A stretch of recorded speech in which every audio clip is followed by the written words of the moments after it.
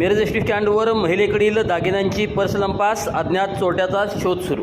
Miraj S T stand परिसरात महिलेकडील दागिने असलेली पर्स लंपास केल्याची घटना समोर आली असून या प्रकारामुळे प्रवाशांमध्ये भीतीचे वातावरण निर्माण झाले आहे. या प्रकरणी लक्ष्मी रामगोंडा रोगे राहणार ब्रह्मणा यांनी महात्मा गांधी चौक पोलीस ठाण्यात अज्ञात चोरट्याविरोधात तक्रार दाखल केली आहे. मिळालेल्या माहितीनुसार लक्ष्मी रोगे या मिरज सलगरी एस टीमध्ये चढत असताना गर्दीचा फायदा घेत चोरट्यांनी त्यांची पर्स चोरली.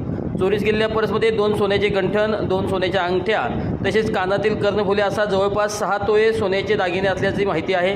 या घटनेमुळे संबंधित महिलेचे मोठे आर्थिक नुकसान झाले आहे. दरम्यान एस टी स्टँड परिसरात वाढत्या चोरीच्या घटनांमुळे प्रवाशांच्या सुरक्षेबाबत प्रश्न उपस्थित होत आहेत.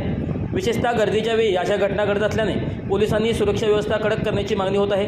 या प्रकरणी पोलिसांनी गुन्हा दाखल करून परिसरातील CCTV फुटेजच्या आधारे आरोपीचा शोध सुरू केला आहे.